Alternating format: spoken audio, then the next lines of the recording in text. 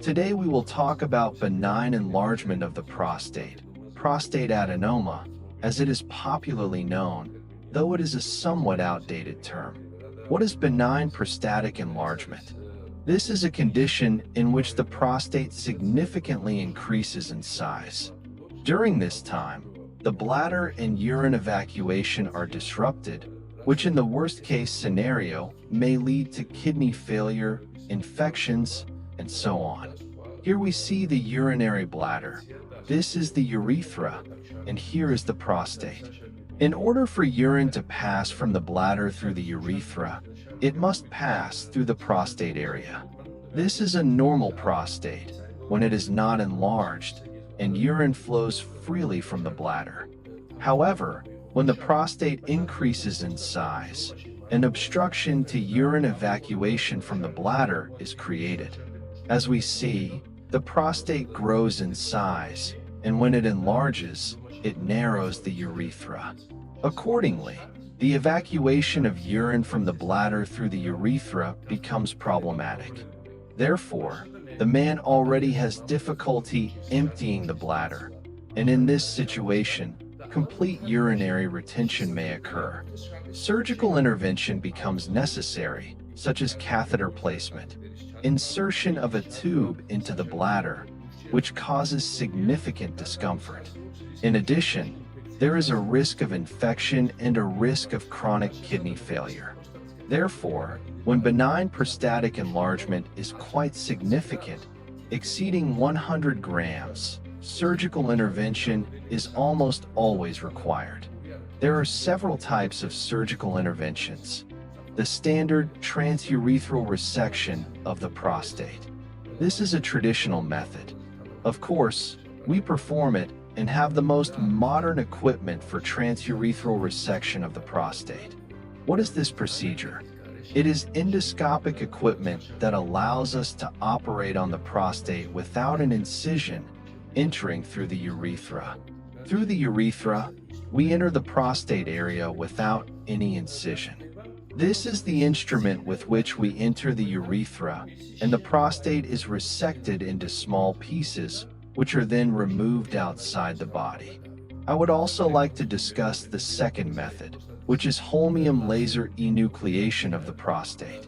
Unlike transurethral resection of the prostate, essentially almost the same principle applies. The prostate is eliminated endoscopically by entering through the urethra.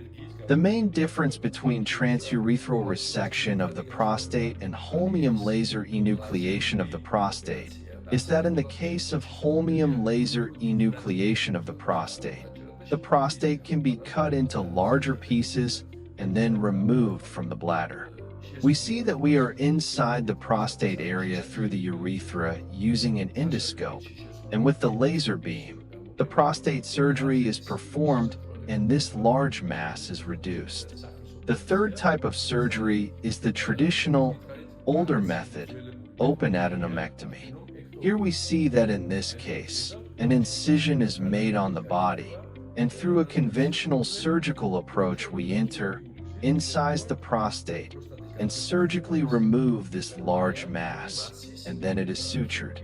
This is an open surgery that requires a fairly large incision. Finally, I would like to talk about robotic prostatectomy for benign enlargement.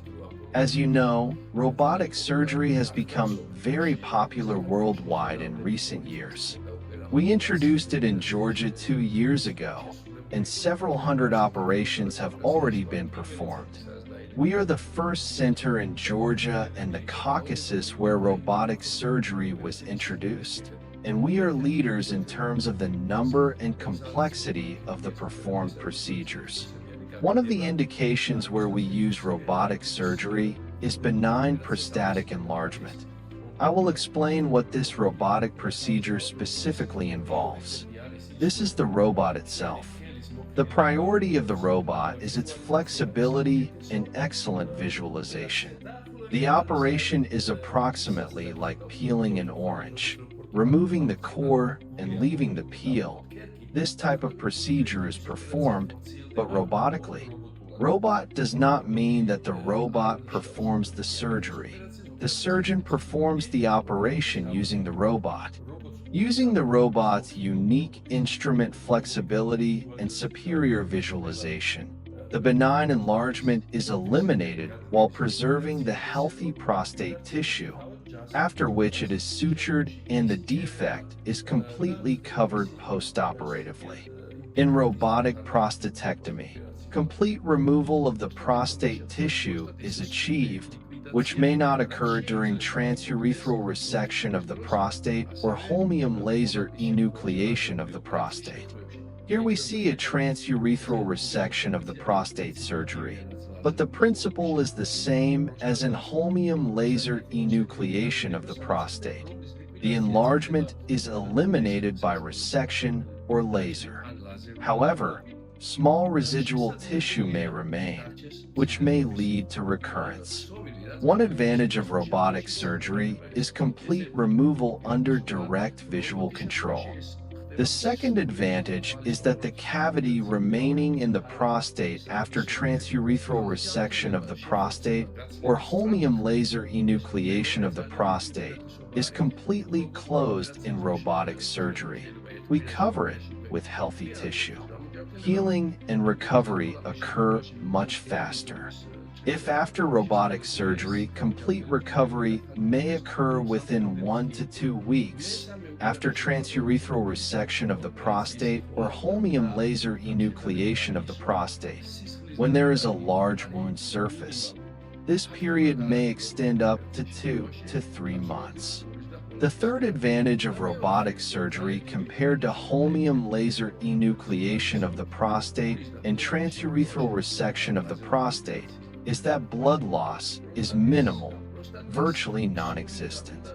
The fourth major advantage is that in transurethral resection of the prostate and holmium laser enucleation of the prostate, a large amount of heat must be applied to the prostate tissue using either electrical energy or laser.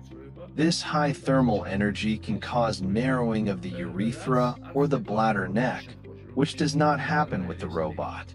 In robotic surgery, we don't need such high energy. We close the wound completely. There is no blood loss, and accordingly, the probability of developing a stricture, narrowing, is significantly lower. Therefore, in the current situation, robotic prostatectomy emerges as a new method for treating large-scale benign prostatic enlargement, offering significant advantages over traditional methods like holmium laser enucleation of the prostate, transurethral resection of the prostate, or open adenomectomy. Thank you for your attention.